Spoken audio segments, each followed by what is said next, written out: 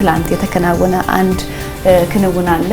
ጠቅላይ ሚኒስትር ዶክተር አብይ አህመድ የመረቁት የአሰላ የንፋስ ኃይል ማመንጫ አለ። ይህ እንግዲህ ለኢትዮጵያ የኃይል አቅርቦት የራሱ ሚና እንደሚወጣ ተደጋግሞ ይነገራል። ኢትዮጵያ በዚህ ዘርፍ ላይ ትልቅ አቅም እንዳላት ይታወቃል። በንፋስ ኃይል እንዲሁም ደግሞ በጂኦተርማልና በተለያየ ዘርፍ ኃይል የማግኘት አቅሟ ከፍተኛ እንደሆነ ይታመናልና ይህንን ያላትን አቅም ደግሞ ተጠቅሞ የኃይል አቅርቦቷን ለማስፋትና ኃይል ለማግኘት ያለፉትን ዓመታት በርካታ ስራዎች እየተሰሩ ነው የሚገኙት።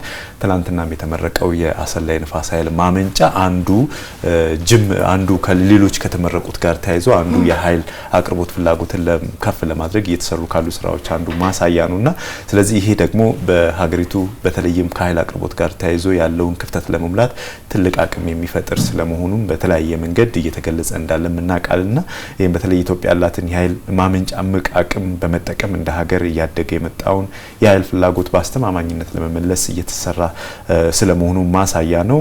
እንዲሁ የኢትዮጵያ ኤሌክትሪክ ኃይል ዋና ስራ አስፈጻሚ ኢንጂነር አሸብር ባልቻ በዚህ ጉዳይ ላይ ሀሳብ ሲሰጡ ይሄንኑ ሀሳብ አጽንኦት ሰጥተውበታል።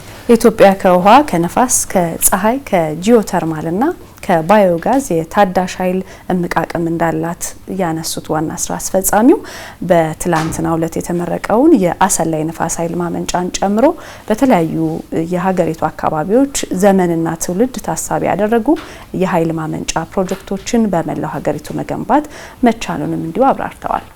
ዛሬ የምናስመርቀው በ145 ሚሊዮን ዩሮ በላይ ወጪ የወጣበት የአሰላ የንፋስ ኃይል ማመንጫ ፕሮጀክት ከታላቁ ህዳሴ ግድብ እንዲሁም ከአይሻ 2 የንፋስ ኃይል ማመንጫ ፕሮጀክት በአንድ አመት ባነሰ ጊዜ ውስጥ የምናስመርቀው ሶስተኛው የኃይል ማመንጫ ፕሮጀክት ነው። ፕሮጀክቱ ተመርቆ ወደ ስራ ከመግባቱ ከውሃ ኃይል ማመንጫ ጋር ተደማሪ ሆኖ በመስራት የሚፈጠረውን የኃይል እጥረት ለመቅረፍና አስተማማኝ ኃይል ለማቅረብ ያስችላል።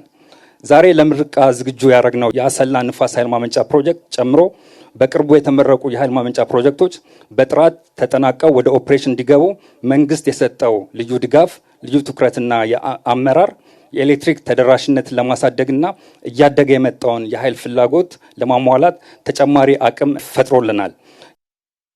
በኢትዮጵያ የዴንማርክ አምባሳደር በበኩላቸው እለቱ ኢትዮጵያና ዴንማርክ ተባብረው ንፋስን ወደ ታዳሽ የኃይል ማመንጫ የቀየሩበት ነው ብለዋል። ፕሮጀክቱ ኢትዮጵያ በዓለም አረንጓዴ ልማት ላይ ግንባር ቀደም መሆኗን ያጎላ መሆኑን አንስተው ዴንማርክ ወደፊት በሌሎች አፍሪካ ሀገራት በታዳሽ ኃይል ላይ ለምታደርገው ኢንቨስትመንት አርአያ መሆን የሚችል ነው ብለዋል።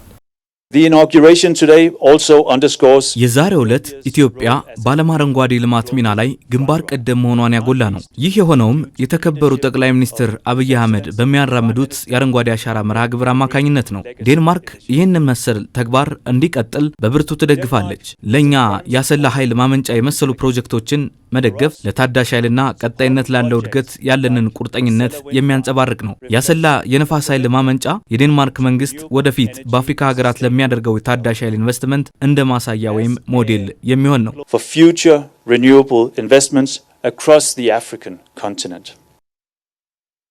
29 ተርባኖች ያሉት ፕሮጀክቱ 100 ሜጋዋት ኃይል ያመነጫል። መረጃው የቅድስት አባተ ነው።